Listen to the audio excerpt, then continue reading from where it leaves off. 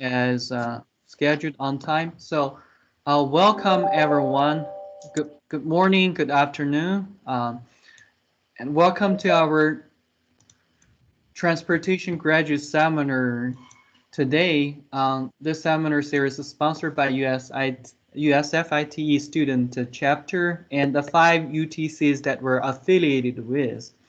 This particular seminar is also cross-listed as a webinar on behalf of National Institute for Congestion Reduction, or NICER. I ask the audience to mute yourself while the presentation is going on, but unmute yourself when you want to ask questions. So we will have a presentation about 30-40 minutes and the remaining time for questions and answers. My name is Shao Li, and I'm an associate professor at USF, also the director of NICER. I'm helping Dr. Zhang to co-host this webinar series. Today, we are very honored to have Dr. Chandra Bhat, a very well-known professor in transportation and urban policies.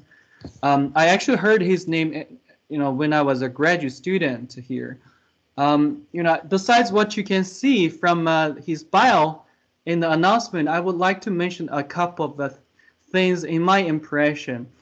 I feel like he's a unique world-class professor that integrates in-depth methodological development, such as on statistics and econometrics, and a variety of cutting-edge applications, including connected and automated vehicles, e-commerce, information technologies, and he's one of the small group of transportation scholars that has 5-digit citation numbers. And also he has supervised a large number of graduate students.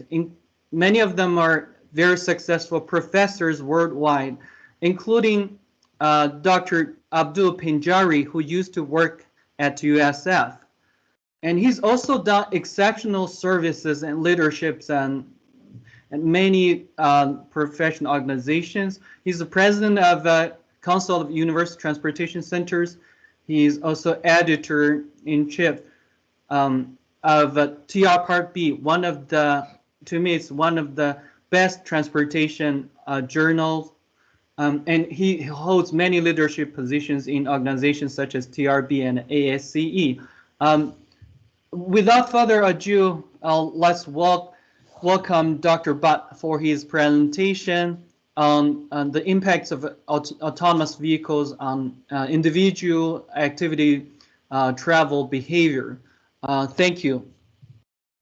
Thank you, Chopin, and thank you, both of you for organizing this. It's very good to hear that you all are part of 5 UTCs. That should be a record, but certainly a wonderful situation to be in. So I'm going to try to keep this rather informal. I realize that, through the virtual platform, it's difficult to ask questions whenever you want to, but I will try to leave enough room toward the end for some discussion. So I do want to acknowledge my co-authors, my wonderful graduate students here at UT Austin, Kate Danamiller, Catherine Asmussen, and Aupal Mondal. Catherine and Aupal are PhD students. Kate is a master's student. So, by way of introduction, we all know that the media world is abuzz, the technology world is abuzz with this concept of autonomous vehicles, the idea that humans will yield complete control at some point in time to machines. And there's been a lot of work on the ethical side of things, on the communication side of things, on the sensing side of things, equity issues, a whole lot of considerations. So it's really a truly interdisciplinary topic. On the transportation side of things, I think it's fair to say that the excitement of AVs is primarily driven by potential accessibility, safety, and traffic processing benefits. By accessibility, I'm talking about providing mobility to some of the physically challenged, such as the very elderly individuals or people who have sight challenges. So by way of safety, the general notion is given a good fraction of the crashes because of some level of human error in judgment. Handing over the controls to a machine might enhance safety. And I think it will enhance safety. The question is going to become how much more safety benefits will accrue. There are issues involved with this in terms of how much safety benefits would accrue. Now, there's also been a lot of literature on the traffic processing benefits, including the potential for platooning. You don't need to keep the 2-second headway that is needed right now because we are humans, but also perhaps tighter lanes because of lane keeping, etc.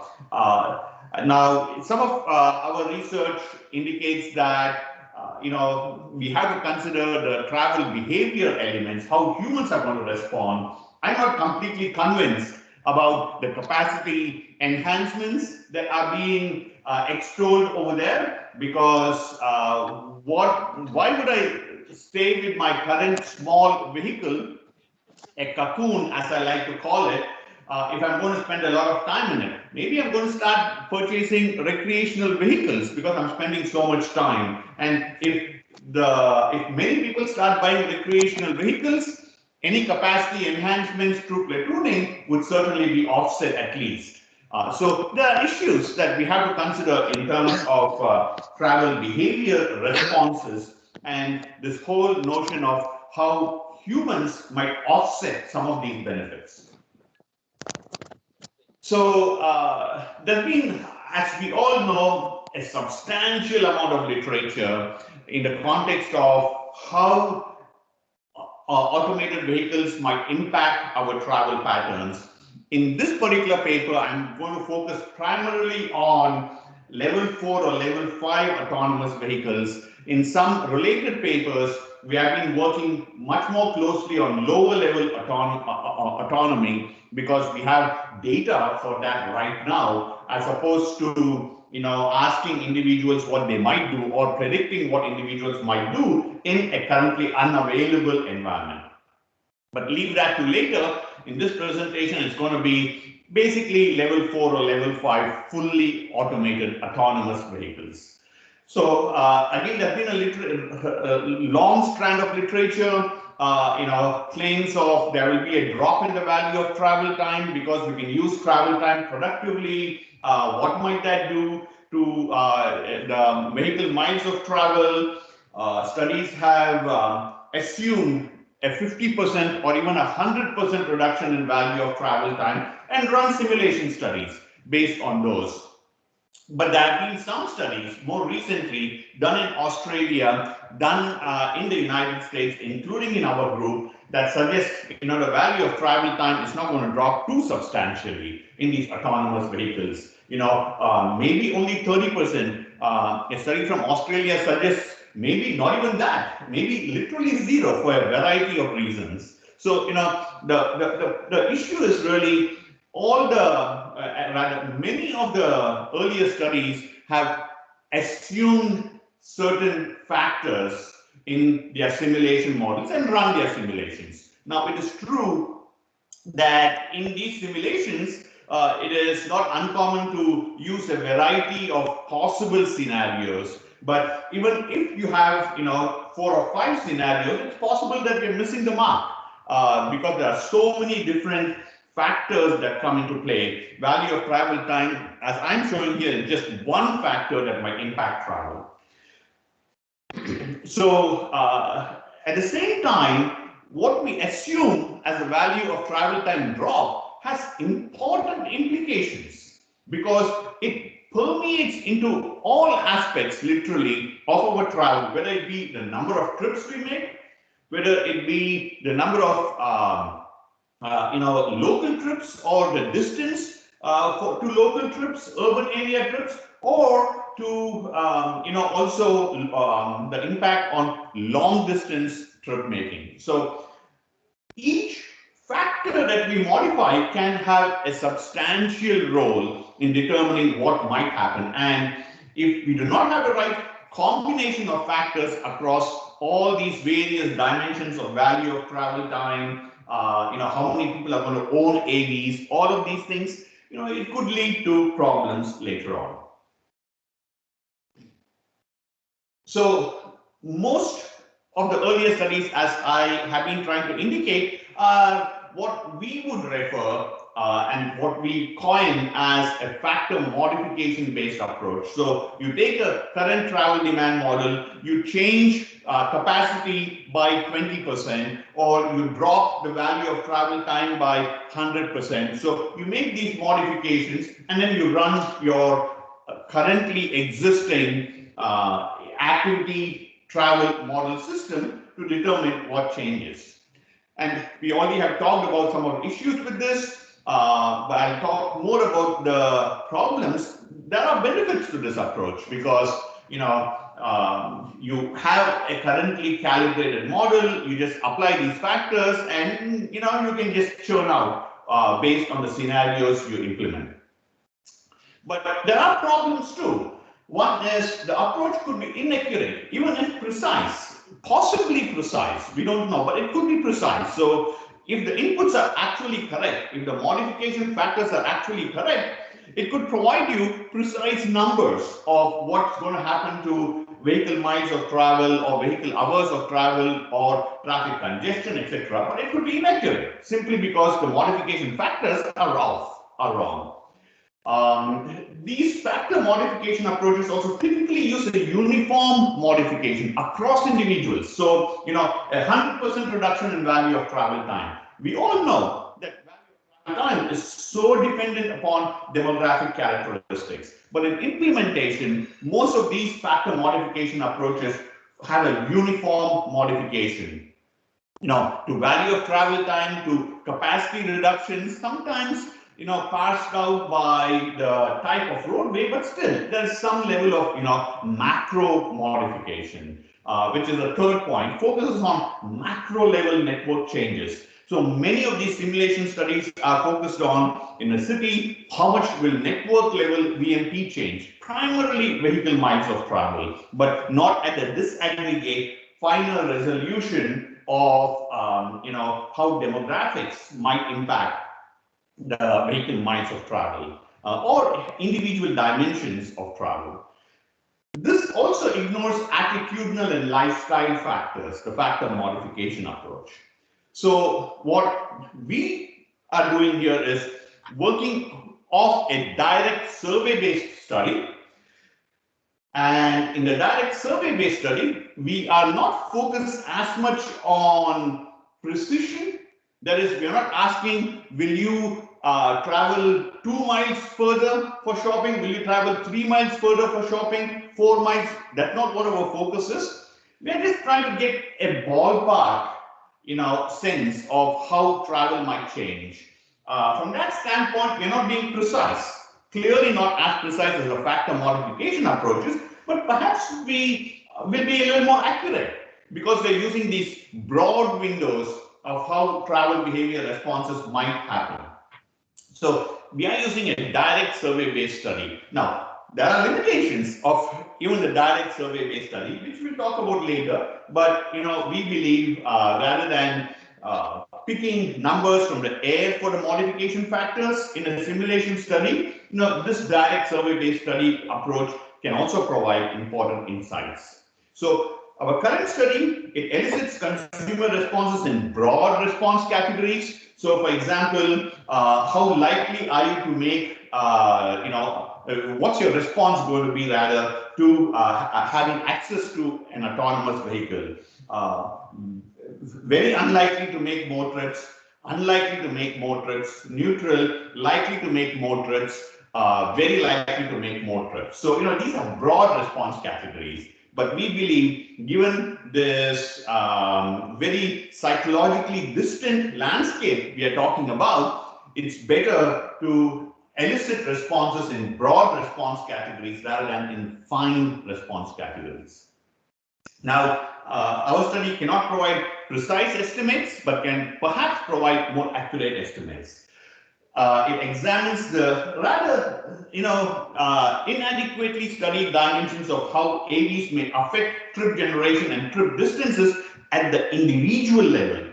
At the individual level, there's been much more emphasis on more choice and the paradigm of ownership, whether people will adopt AVs, whether it will be shared autonomous vehicle adoption or privately owned autonomous vehicles, but not much on if people have access to an AV in whatever form, how might they respond in terms of number of trips and trip lengths.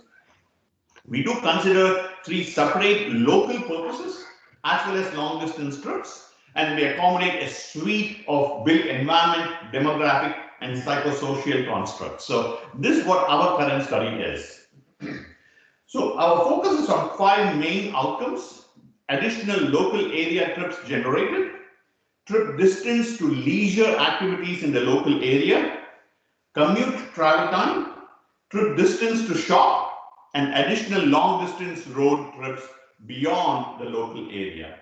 You will note we are not focusing on the paradigm of adoption. Will people adopt AVs? Will it be in the shared autonomous vehicle mode, or will it be privately owned? We're not focusing on all of those things, or even on residential choice related characteristics, or even the ownership aspects I just talked about. We're talking about if a person has access to AVs. We define access to AVs rather broadly and rather generically. We did not say access to AVs in this particular paradigm or that particular paradigm. If you have access to AVs, what might you do? Okay, so that's what our focus is: conditional on access and conditional on longer term choices of ownership and work and home locations. Okay, so we also model all of these 5 jointly. Why do we model these 5 jointly? What's the need for it? I think this is important. One is, if we have a joint modeling process, then we make use of information from each dimension to provide information for other dimensions. Especially given our relatively small sample size, the efficiency gains can be quite substantial through a joint modeling system. But perhaps much more importantly, and this is something that sometimes is overlooked, the dimensions could be truly correlated. And what does that mean? For example, in our results, which I'll show later on, we found that a person who is generally more likely to make more trips is also generally more likely to increase the distance of trips. Okay, so, and this across the board, across different purposes. Now, if you're calculating vehicle miles of travel, we all know vehicle miles of travel is a combination of both number of trips as well as the distance of trips. And if we do not take that positive correlation into consideration, we could substantially underestimate vehicle miles of travel because of autonomous vehicles, which we actually show in this paper does happen if we ignore the jointness. And this jointness is even after capturing for latent construct stochastic effect. So this is important. This is not simply an esoteric econometric issue that we might dabble in as scholars, but this has real policy relevance. So this is critical in our opinion, the joint modeling process. So we used 4 latent constructs. We tried many other latent constructs too, but these are the 4 that came out to be of some importance. One is the interest in productive use of travel time. One would expect that people who are very interested in this might actually be suppressing some of their trips or the length of trips today, but they would actually increase quite substantially their trip making and trip lengths in an autonomous vehicle future. Tech savviness, we all know, might have a role to play. Variety seeking lifestyle, this came out to be quite important. So if a person is more variety seeking, the hypothesis would be that a person would make more trips and perhaps even longer trips. and safety concern. This came out to be the all-important construct in our results. More about that later on. So our survey, about 900 respondents in the Austin metropolitan area. The framework, we have this bunch of built environment attributes. We have individual level characteristics. We use the individual level characteristics to explain a bunch of stochastic latent constructs, the 4 that I talked about earlier. And the individual level built environment and the latent constructs then impact the main outcomes, the 5 main outcomes that I discussed earlier. That's the analytic framework. This is based on a generalized heterogeneous data model. It's got elements of structural equations model, but it does a little more than that. I'm not going to go over the methodology, the analytics, because that would take a whole lot of time. I'm going to skip all of those details. They are available in papers from our group. Okay. In terms of demographics, 66% women, 34% male, younger. Not surprising because of the way we conducted the survey. It was mostly online and through social media, and you would expect that younger individuals would be more likely. And why the female overrepresentation? That's interesting. Certainly, it is a survey issue that needs to be looked into more carefully. I do want to make one point here that even though the sample is not representative of the population, it does not mean that the individual level relationships will not be appropriate. From an econometric perspective, there is no substantial reason to believe that the estimates themselves will be inconsistent because the sample is not representative. And the reason is there's a huge difference, and this is something that we are focusing on in terms of a paper.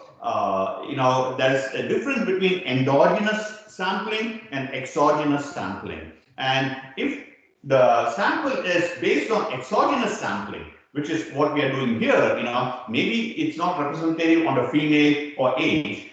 It's perfectly okay to get to model individual relationships using this sample. On the other hand, if we had purposefully focused only on corridors where very long distance leisure trips are being made and then estimated a model, that would be endogenous sampling, and that could create problems. So there's this distinction, which I think is something that it's difficult to wrap one's head around. Yes, from a descriptive statistics standpoint, anything from our sample cannot be projected to the population. But from an individual relationship standpoint, there's no reason to believe that the relationships are not going to hold at that individual level.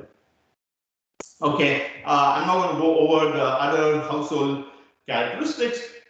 This is the distribution of outcome variables very descriptively. And what you will note is that make additional local area trips.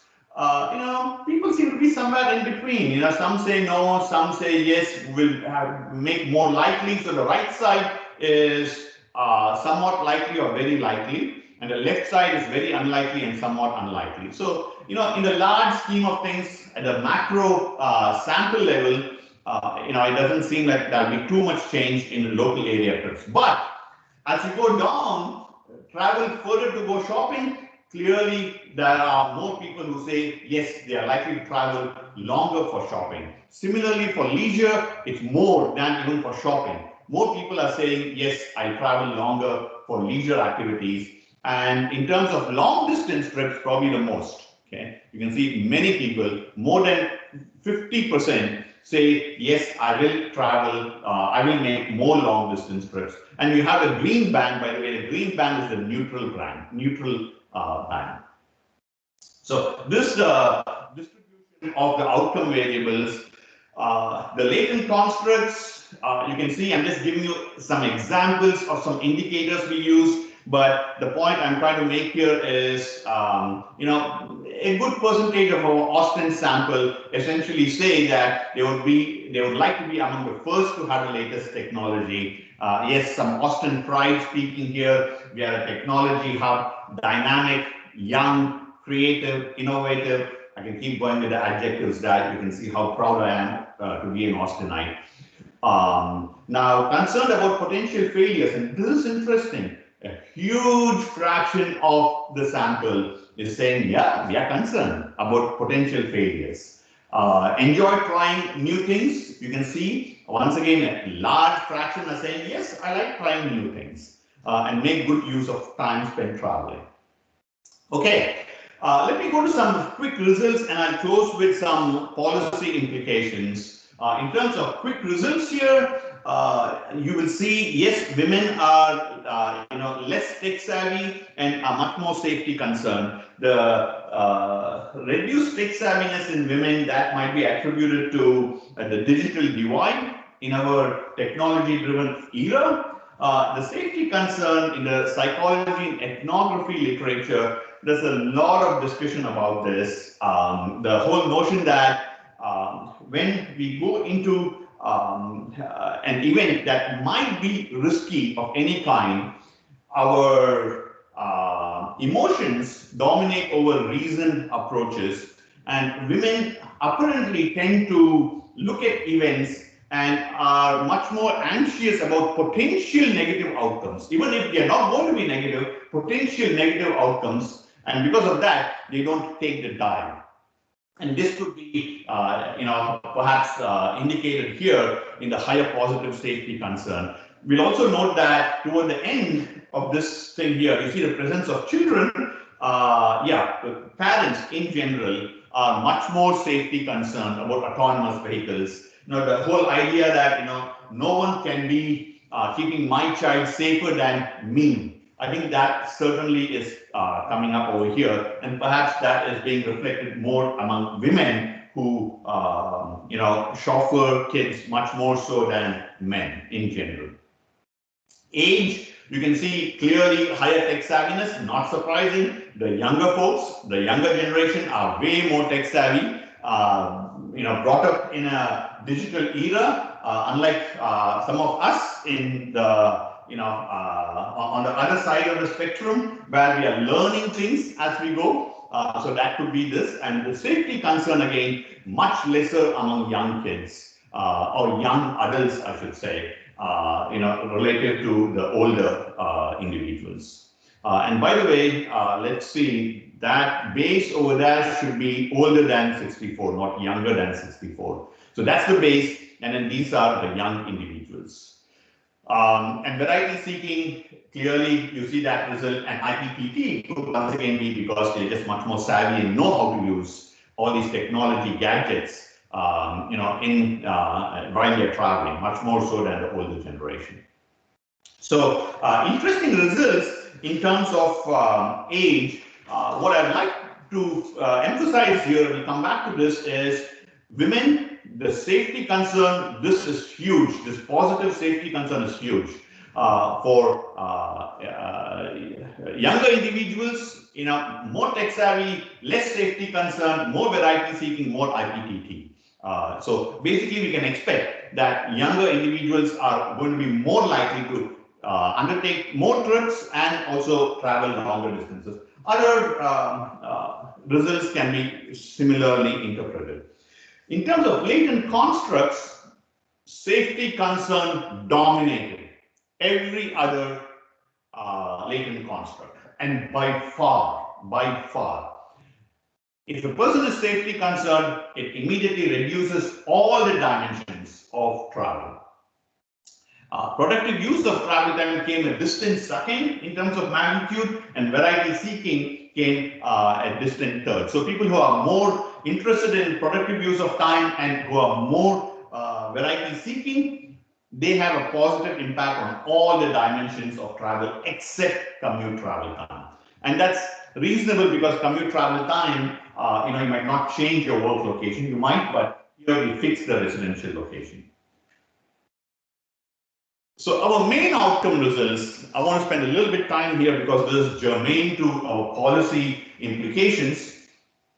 What you will note here is that women, after controlling for safety concern, they are actually loading positively on all of these non-work dimensions of travel. Now, why might this be so? There's literature that suggests that women are much more time poor, and so when they are released from the driving task and are able to do other things, they are going to start making much more trips and longer trips because they are suppressing some of those, given that they are time poor today. In fact, I was reading an interesting article the other day, which we actually had referenced in the paper, that suggested that the support for women in the workforce may not be because men and women are actually progressive in their outlook, but it may simply be as some kind of a buffer for rainy days. So this article was making the case that, hey, let's not kid ourselves. This is not about progressiveness. This is simply about a financial thing here, and that's why we are seeing this. It all comes down to this issue of women being time poor, still shouldering much of the responsibilities in the household. Yeah, they are working outside home, but that does not mean they are cutting back or that men are contributing more in the household. So, this was a very nice article, and that might be reflected in some of these overall positive effects. But remember, women are also very safety conscious, and it's that combination at the end that's going to result in the net effect. And in the combination, the safety effect dominates over all of these positive effects, which again has implications. Age, this is a reinforcing effect based on the latent constructs. We saw all these travel dimensions are going to be impacted positively. Even after considering all of those, the age effect is positive across all dimensions. And then the built environment I won't talk much about, but we had some interesting results there too.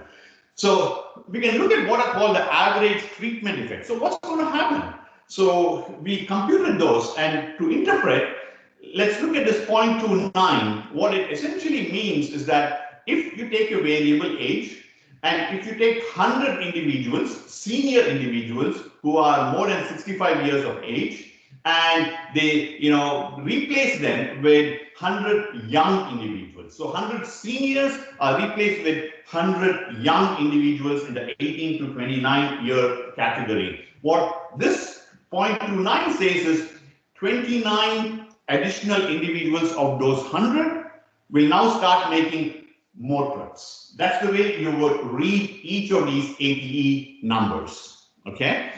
And what you will see is that, not surprisingly, now you see women, all of these are negative. Why is that?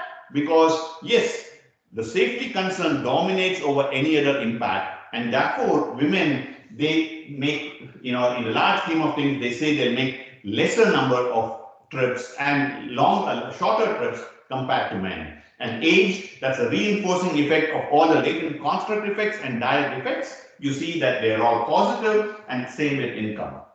Now, what we can also do, and this is really the important thing from a policy standpoint, we can break down the effect of each variable into its contribution through tech savviness effect, safety concern decrease, variety seeking lifestyle increase, IPTT increase, and a percentage direct effect. Okay, and the overall ATs you see here are the same as what you saw, and I'm showing this only for the number of trips. We have separate tables for each of the other dimensions, but only for the number of trips. And what you will see here is, yes, the direct effect of being a female, that is positive, but the contribution of the safety concern is negative. And therefore, the net effect is the negative over here. Importantly, what you're seeing is the safety concern effect dominates for pretty much all the demographic variables. And we had some other demographic variables that I'm not showing here, but what is interesting is the tech savviness, it didn't play much of a role.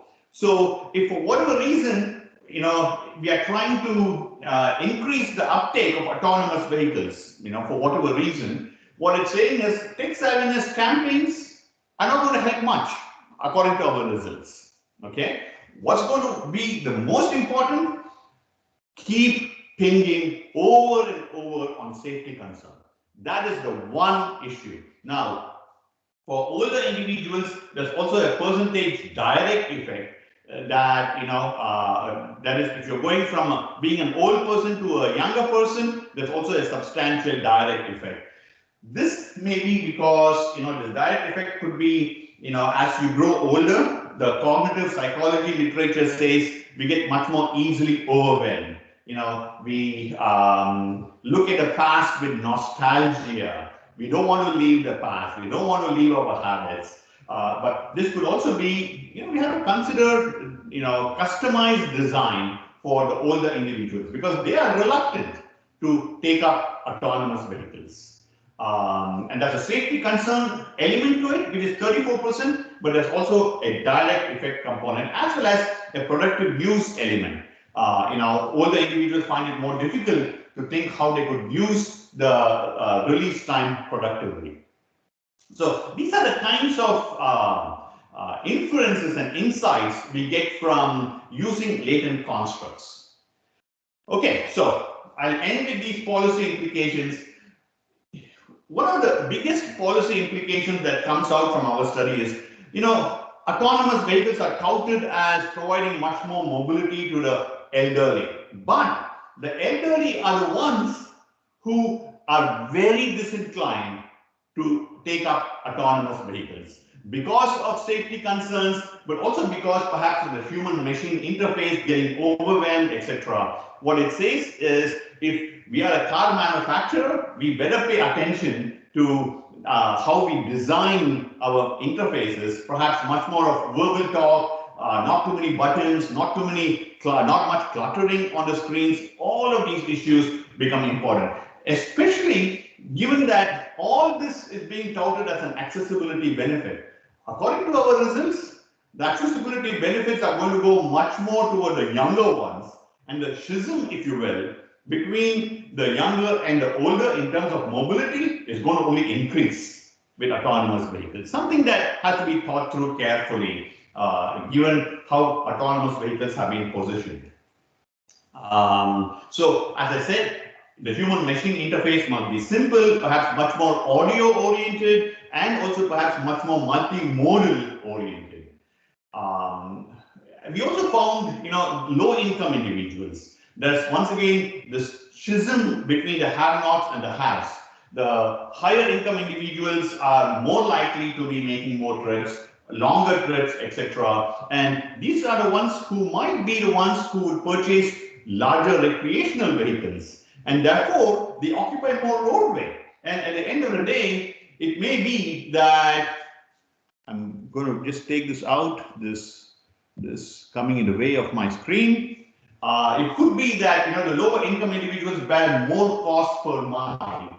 And this suggests some thinking about a surcharge, if you will, on a per mile basis, which has got a whole lot of other political ramifications. But this might be a way to think about how to move forward without reducing the accessibility for lower income individuals. What happened here? Sure, are you there? Yes, I am. Yes. Okay. It might be a little bit. Okay. The second is addressing safety concerns. This is clearly important.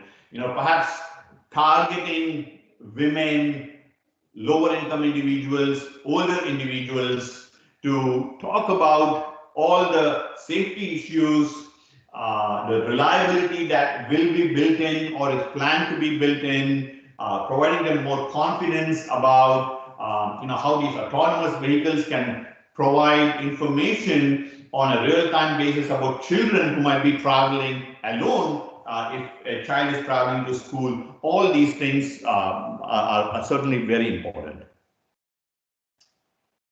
Let's see. And the last one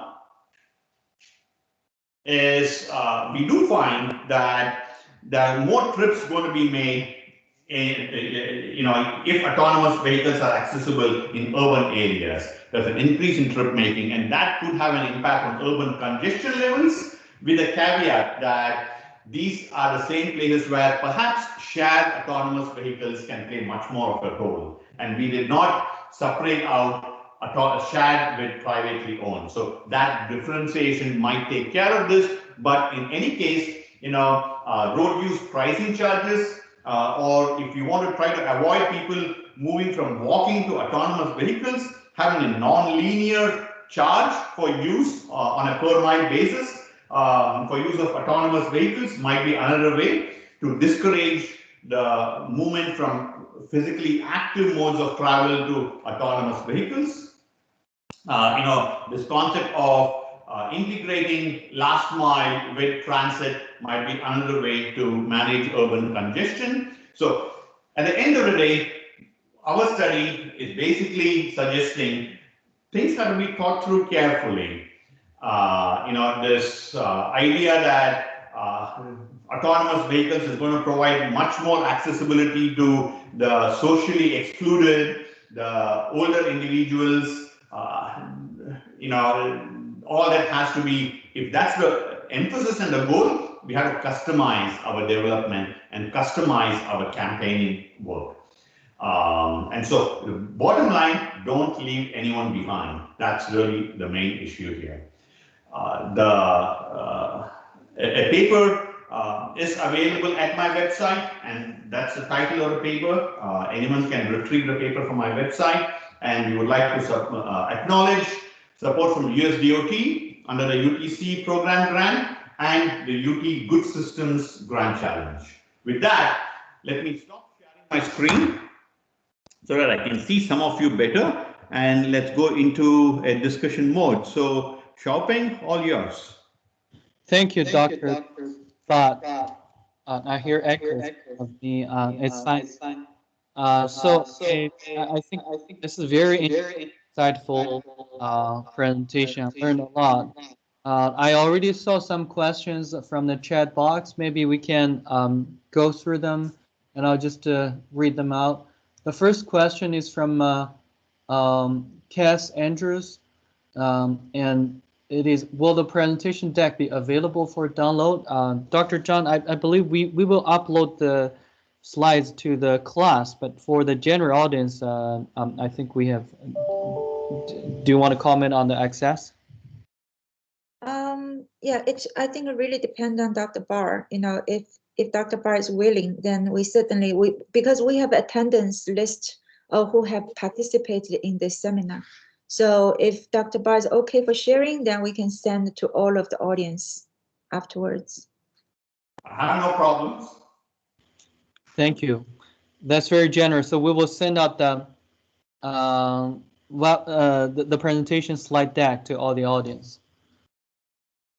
Next questions from Islam, from Moed Islam. Regarding the latent construct result table, what is the dependent variable for safety concern category for the survey conducted in this study? Thanks. Yeah. I don't want to go back to my presentation. I lose seeing all of you, but I had it at the back end. But we had questions such as, I feel confident about technology being reliable in autonomous vehicles. I feel comfortable leaving my child or letting my child go alone in an autonomous vehicle. And we had 2 or 3 other indicators of technology as well as security related issues.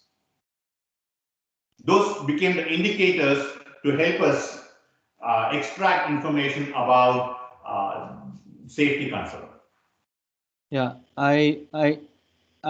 okay, thank you, Dr. Bhat. And there is one remaining question. After that, we will go back to the people in the audience who have raised their hands. So next one is from Ken's Sides, and his questions, Dr. Bhat, thank you for addressing equity in transportation. My APA book club here in Tampa just read The Color of Law, and it's amazing all the ways poor and minority people have been deliberately and unfairly disadvantaged. I think this is a comment. I think this is a very important point. It's not that minorities were being underserved or are being underserved. It's not that they're not being underserved today. It's a pretty sad state of affairs. The more we look into it, the more it's becoming obvious. And in fact, I had acknowledged the Good Systems Grand Challenge. I'm part of one of the groups that is focusing on racial justice in transportation, including, you're talking about pedestrian vehicle crashes. I see Fred. We might send an article to you, Fred, in not too distant of a future, which is focusing on, kind of blatant discrimination that seems to exist, because pedestrian fatalities are much more in minority communities than in the larger population. Why is this so? We are trying to peel the onion to get some better information on this. So yes, it's a huge issue, and from my own standpoint, in some ways, I think it's good that we are thinking much more about it, but I sometimes think it's also a shame that we didn't give this issue as much attention as it deserved from the very beginning. Thank you. I see Dr. Fred Manor has been raising hands for a while, and maybe you can speak out. Sure. Okay. Good to see you, Chandra. Always. I guess you at the beginning you started talking about, and of course this doesn't directly relate to this particular study, but sort of a bigger picture. You mentioned that at some point we're going to get observational information on people using autonomous vehicles. And, we co-authored that prediction causality paper a few months ago.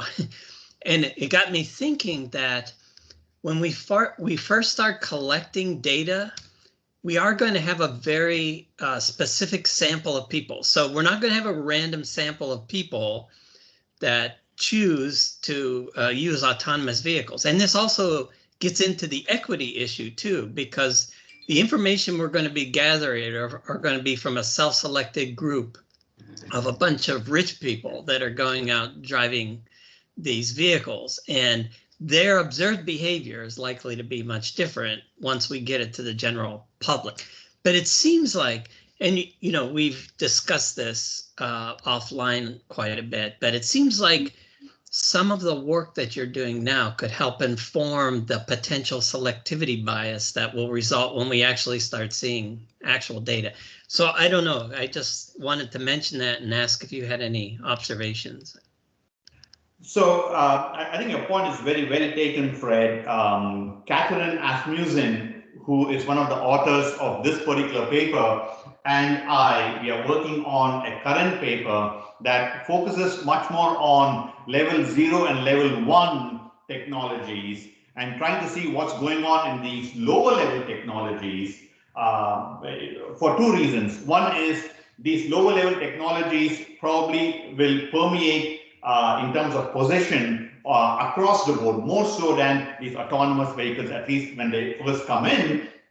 But the second reason is also perhaps if you're talking about lower level, people already have a better understanding of what these lower level autonomous features mean, and we actually are looking at revealed preference, seeing what people are buying today in their vehicles today, and that might provide more insights rather than having these hypothetical, psychologically distant futures and asking people to, reflect on what they might do. So yes, I think we have to get to this issue, tricky, thorny issue in multiple ways, multiple directions. But you're right. I think this whole issue of selectivity bias can play a huge role. Thanks. Thank you. So Moeed Islam has a follow-up question. Out of a curiosity, how you are accounting for unobserved factors in the study through the models? Thanks. Okay, so first we are using latent constructs which are stochastic in nature, and because they are stochastic in nature, any latent construct that impacts multiple dimensions immediately engenders a correlation and a jointness. But in addition to that, we are actually having a direct correlation matrix across the 5 dimensions, which I didn't show. It's, and they're all, as you would expect, very positive. And one thing that I didn't show because it was at the back end, but I think was important, is I mentioned that this jointness is not simply an esoteric issue. It's not an ivory covered, hey, kind of thing. It's got some very real implications. When we used the independent model, where we totally ignored jointness and we used the joint model, the prediction, it was stark. And you might expect that because the independent model substantially underpredicted the combinations which reflect more trips and more long distance trips of different kinds. And that's because of the positive correlation in the unobserved factors, which the independent model completely ignores. And this was amazingly stark, a difference of about, 7 to 8% APB, which is the percentage bias, versus 35% in the case of the independent model. Now, you could say, oh, but hold on, that's all well and good, but this is unobserved factors. Yes, if we have more and more information, better independent variables, some of this would reduce. But hey, this is a hypothetical situation, a lot of unknowns, and until we get to a point where we feel very comfortable that we have a whole bunch of explanatory variables, we have to consider jointness. Thank you. I saw Tom Shea actually raised the hand. If you're online, you may speak out. Hi, Professor. This is Tom, and I'm from Dr. Shaw's group. My question is kind of similar to Dr. Mandarin's question. So how do you process the data set to guarantee the data can represent the whole population, since I saw the number of female is much greater than the male? So yes, so I think there are 2 different questions here. What I heard Professor Mandarin ask was different from the question that we are asking. Now, it's perfectly okay if the sample is not representative of your population in the exogenous variables, as long as you have enough data points. Of course, if you have only 1 female in, or 1 male in 1,000 observations, it's not going to do you any good. But if you have enough number of males in your sample to be able to tease out the male-female differences in the individual relationships, there's no reason to believe that that coefficient on the male-female gender variable is going to be different, or it's going to be simply because your sample is not representative on the exogenous elements. A general issue that I think people have a little difficulty warping their head around, but it is true that if it's purely an exogenous sampling, it's perfectly fine. Your individual relationships should not be impacted. Now, the other case is endogenous sampling. That's a different issue. In a more simple case, the analogy would be in a more choice context. If I have a sample which is not representative on female, on income, etc., but has enough variation to capture some of the differences. Okay, that is fine. I don't even need to do weighting. In fact, weighting is inefficient in that situation. Now, on the other hand, we all know that choice-based sampling is a different issue. Choice-based sampling is when I'm, oversampling specific people who use specific modes by going to bus stations, etc. That it becomes much more tricky, and there you need some level of weighting, etc., etc. So the idea that because you don't have a representative sample on the exogenous variables, your individual relationships are going to be off, that does not hold. Okay, thanks. Thank you. So yeah, and next I see Dr. Manis, Mike Manis, and yeah, you raise hand.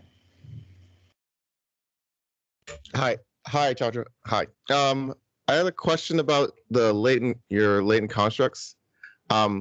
So let's just use the safety one for example. I've always had trouble trying to convince people that latent variables are like useful, or how how you can value the approach, particularly since, we're saying like, oh well, a certain part of the population has a safety concern, but we don't necessarily think that safety concern is permanent or may become permanent, or how much of it is permanent and how much of it is transitive. So how do you? I mean, I see you recommend like, okay, increasing information about the safety of AVs, or like perhaps over time people will see that people like, that, oh, this is as safe or safer than a human being being a driver. And that we expected that actually that effect will decrease. And then that will change actually the model parameters over time. So what do you think we can do now to try to disentangle like how much of this effect is these people are never going to, some parts of this population is never going to be comfortable with the technology versus some part of this population can be convinced that the technology is safe? Okay, I'm going to try to address that in two different ways. And none of the ways might be directly answering your question. So the first thing I would say is it's the basic notion of temporal transferability. Fred is on my screen, so I'll invoke Fred again. He wrote a paper recently about temporal transferability in an accident context. Now, in most of our modeling, we assume temporal transferability, right? Now, I would submit that I would have more confidence in the temporal transferability of basic attitude effects than I would have in demographic effects. Okay, because attitudes are much more fundamental and much more difficult, I would say, to reverse. It can happen, but it's a little bit more fundamental and foundational. The second point I wanted to make, and I think this is important, Michael, is, and I think we actually put a note in the current paper, many of us, we are all to blame, we put in latent constructs, attitudes, etc., and then say, oh yeah, important, yeah, we just showed a modeling results. What we did in this paper is we parsed out, and if you go back to the female effect, if I had only the female without the latent constructs, etc., I would have simply got a negative effect. Okay, but now because I'm parsing it through the mediation effects, I know that there's a negative effect through the safety concern effect. I have a positive effect through some other impacts of latent constructs. I'm able to see how best to position campaigns if I want to have more of an uptake among women. It's because of safety. It's not because of tech savviness effect. It's not because of, let's say, productive use of travel time interest effect. So you're able to partition, and I would say, and we make this, I would encourage all of us to start going that further distance in partitioning and talking about size effects of these latent constructs and really showing the importance of including these latent constructs. They are not simply, once again, the ivory tower attitude. And the nice thing is we can use it even in forecasting because we have the latent constructs being dependent upon demographic variables. So we can see the path analysis and we can use these in forecasting. I told you I had two different ways of answering, none of which might answer your question directly. No, thank you. No, it is, yeah, that's valuable. I mean, I do, like you said, you can kind of say like, maybe part of this effect, so women actually might like AVs, but part of that is because there's a value of time aspect. They gain more time. They can do more productive things with their time. And that's why there's a positive effect from, you were saying like, that's why there's a positive effect from, and the direct effect is positive, but that path through the safety is negative and that overpowers it. So if you only had the model by itself with just women, it would be negative, but it's disentangling that. Although I'm still kind of curious, are you able to say what percentage of, I guess it's still a random variable. So you can say what percentage of women that safety overpowers the effect of the value of time change. I guess you could is that possible? Repeat that again now.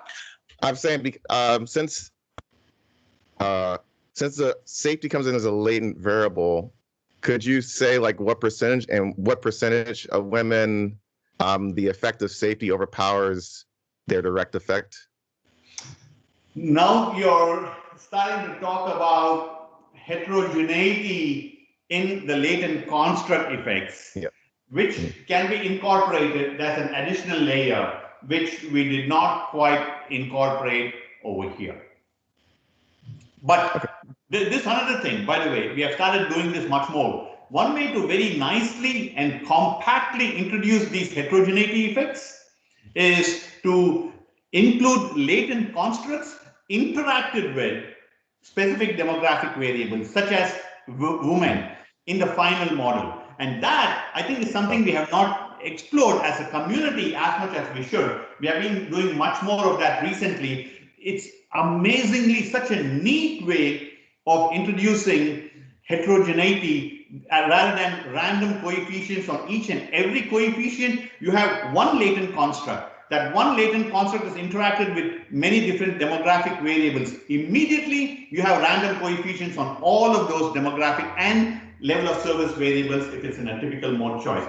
I think that's a powerful technique. Yeah.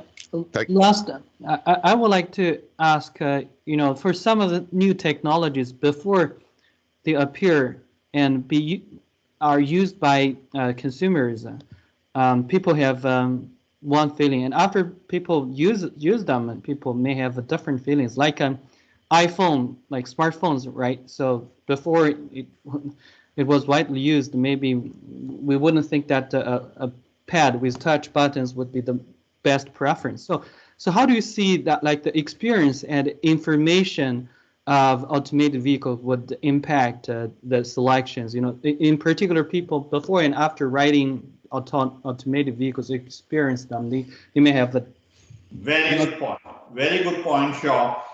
I will just say that we did not consider that issue in this paper, but another paper that we completed and might have just gotten published with my PhD student Catherine Asmussen again deals exactly with that. It talks about the importance of incorporating AV awareness in the modeling process and how key and critical AV awareness is. And as I recall in that paper, we did find that as soon as people become more aware, their behavior does tend to change. And it's an important consideration. We did not take that into account in this because this was, assume you have an AV access, that's it. Okay, and then we were looking more at the downstream activity travel effects. That other paper was more looking at adoption, what's the paradigm of adoption, etc., etc. So that focused much more on the awareness as a separate construct. And by the way, this is not just something that we did in that paper. It's very well known in the consumer literature for ages that awareness is such a huge issue in any technology uptake. Thank you. Maybe the last one from Dr. Zhang. Okay, hi, thanks for the presentation. I think this is probably not a question very directed to what you have presented, but maybe you and Fer can help. It's just for my own curiosity, because I'm thinking that if we survey people and ask them about their safety perceptions of one particular technology, for example, Tesla, how do you think Tesla is safe or not? Like give them different levels. And then we also ask similar questions as what Chandra has asked in the survey, ask about how their behavior will change. Will their perception level and the impact of the concern always be positively correlated perfectly, or there are some discrepancy or others? So I'm curious if there are any study actually looked into this. So, you directed that question to Professor Mannering and me. So let me yield to Professor Mannering and ask him to respond.